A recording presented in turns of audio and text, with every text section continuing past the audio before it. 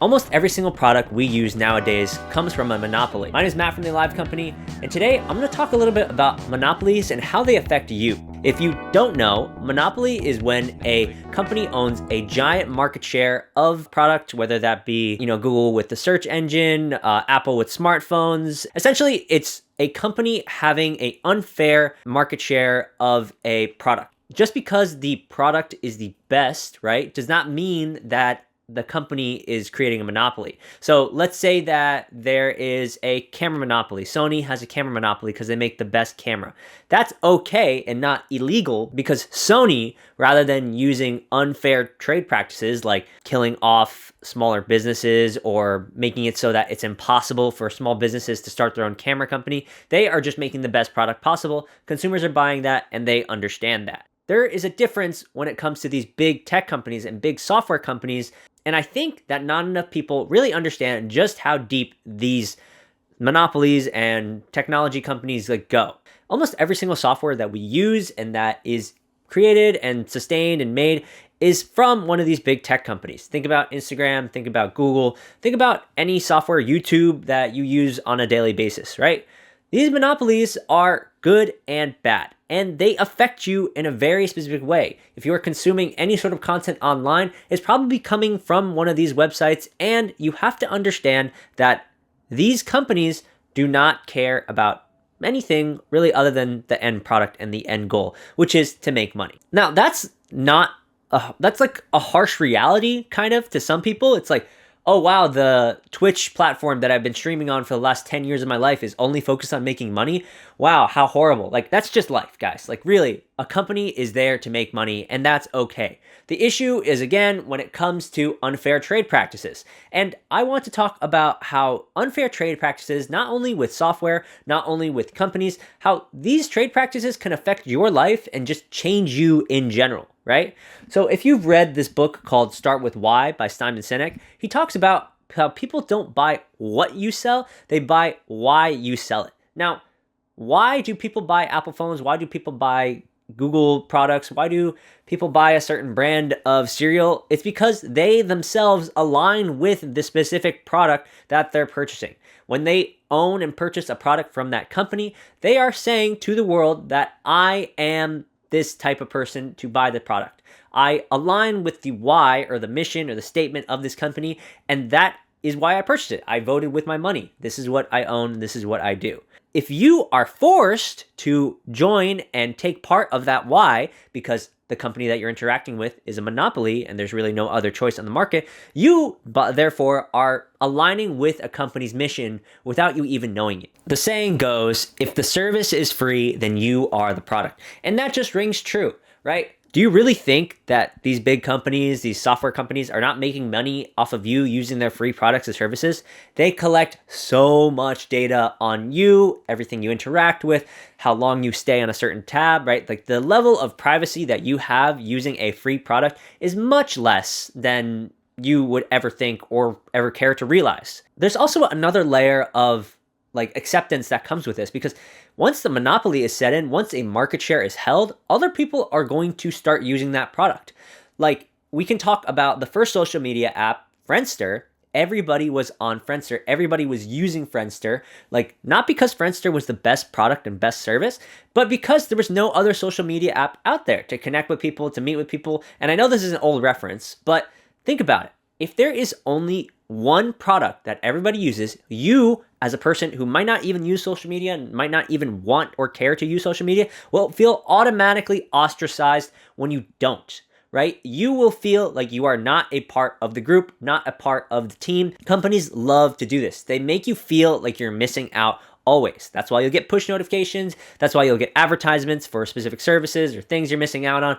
There is always a fear of not fitting in with humans. And that's the power that monopolies have, right? you always want to keep up with the Joneses. You're always going to want to be somebody who aligns with that why, right? It's like, well, the people I respect and know in my life align with the company and they buy their products and they own their services. Then why can't I also be a part of that and join that? Now, again, some of this isn't bad. Sometimes a company has a good goal, it has a good mission, it's creating a product and an experience that's good for the consumer. But for monopolies, they don't really care about that. They just want to get the most amount of market share and kill competition.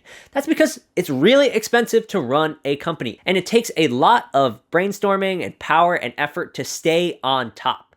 Like, think about how many companies fail every single year. Think about how many small businesses get eaten up by too high prices, how many software startups fail. Like, there are so many ways to fail as a company, and it makes it almost impossible to not want to use these monopolistic practices and tendencies. Like, how else are you going to feed a giant billion and almost trillion-dollar company? Creating the best product possible is not always the thing that's going to result in the consumer having the best experience possible or wanting to use your product. It's more about how you feel when you use that product. And that's what that immense pressure to fit in does. It makes you want to feel like somebody who would use that product as well. It makes you want to align yourself with the mission of that company, whatever it may be. Now, what is the solution and what can you do when you're faced with this problem, right? I just explained to you what a monopoly is, what it does, how it affects you, and now what can you do, really? The only thing that you can do and the only thing that you should do is be aware as humanly possible. And that means when you are purchasing a new product and when you are actually at that aisle and you're looking at that box or you're looking online for that new phone deal or whatever, ask yourself first if you actually need the product. I always do that because sometimes you don't. But secondly, ask if you're actually getting the best deal and why you want to purchase it. Not enough people actually take the time to write down the things that make them want to purchase a product. They just kind of do it subconsciously. And that means that they are not actually taking the time to write down the thing that makes them excited to purchase a product or the thing that's convincing them to purchase a product. Usually, people will just see the first thing, they look at it, they like it, they buy it, and they don't really give it a second thought. And that may be because the person doesn't have a lot of time. The person, really doesn't care about the outcome or whatever. They just need the product to work. But if you actually ask yourself, why am I purchasing this specific brand? Why am I aligning myself using my money that I spent many hours for me to work towards, to get and to gain? Why am I actually purchasing this product? Now, if all of the reasons are there, if you know that the product is good, the company is good, and you're not actually getting tricked into purchasing this thing, or it's not the only option that's around you, then you're fine to purchase it. But when you know there is an alternative option, and there's a way for you to get either a better deal with a little bit more effort or a different deal, right? Trying something new, changing to a different smartphone or using an alternative carrier or using some alternative piece of software or something like that, like my Valve Steam Deck. I think having that awareness, asking yourself what is not the best, but what is actually going to make me happy? What is actually going to help me get and achieve the goal? Why am I actually purchasing this product? Then you can say to yourself, I'm not a part of this giant monopoly and just feeding into the machine. You are somebody who's aware. Even if you do purchase in the monopoly, you know yourself that you are purchasing into a monopoly. And that's all you can really do.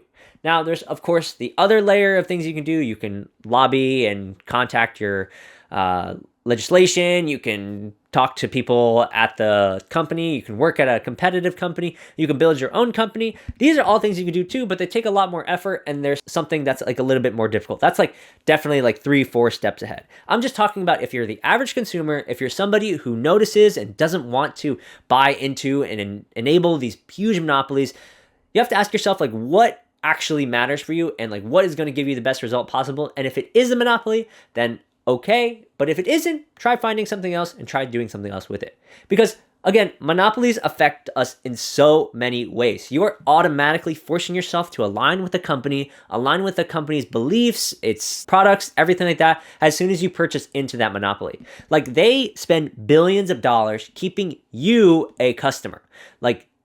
Think about Amazon, think about Google, think about Apple. They all have product ecosystems, places, and things that all work together so that you, the consumer, don't want to leave that product or ecosystem.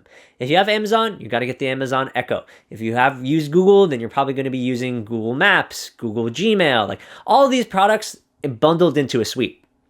And it's all software products, or for the most part, it's mostly software products, because software is one of the easiest things to scale and actually create into a monopoly. That's because, it's cheap to distribute, and because everybody needs software and everybody uses software. So again, you don't actually need to break free from anything and use whatever monopolistic software. What you need to do is just be aware. And that's the point of this video. The way that you deal with monopolies and the way that monopolies affect you is by affecting your awareness. You need to be aware whenever you're using a product, whenever you're experiencing something for the first time, you need to be aware. Ask yourself why you're purchasing a product, why this product was brought to you in the first place, and what actually made you want to purchase the product. And if you align with all of those three things when you're purchasing that product from that company, you will be satisfied and a happier consumer, because we have to purchase products. That's just the way it is. You have to go food shopping, and if there's only one grocery store near you, then that's the one you have to go to. Like, I'm not trying to make it so that you should feel bad or you should be upset that you're using products from a monopoly. That's just the way it is. Remember, there's good monopolies and bad monopolies. I also want to cap this video off with, again, just saying, like, there is also the next step. There's the next level by, if you actually want to create your own business, create a way and carve your own path for products that don't fall within this monopoly of, Amazon, Google, all these things, I think that you should actually try your best to make a product that people want and people need. Like, that is a super difficult task and something that not many people can actually do or say that they have done before.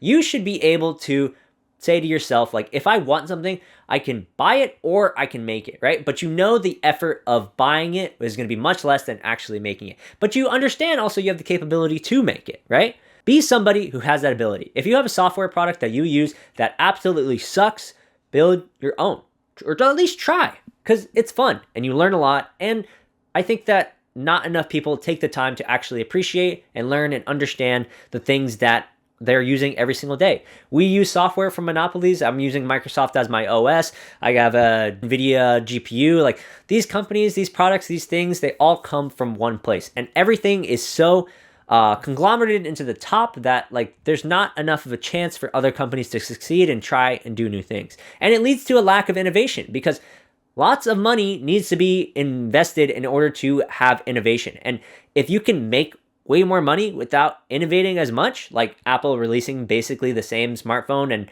not really changing their product offerings for the past 10 years, then why the hell would you need to actually invest or change things at all? Just release a new iMac with really crappy features, or release the same iPhone OS with maybe one or two different things. Like, there doesn't have to be radical change. Just keep at it, keep what you're doing, and just hope that customers stay within that ecosystem, because you're creating products that only keep that customer within that specific sphere.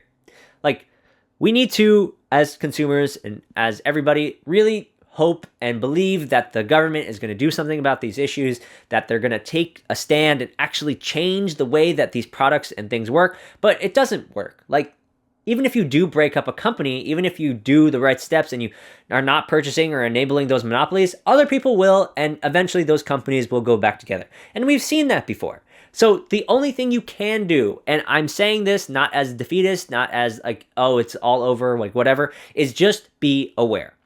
Vote with your dollars. Be somebody who understands why they're purchasing it, and actually ask yourself if you enjoy the product or the thing that the service is offering, and if you align with the company's why. That's it for me. This is the Matt from the Live Company. I hope you enjoyed and learned something. Have a nice day. Happy Thanksgiving and peace.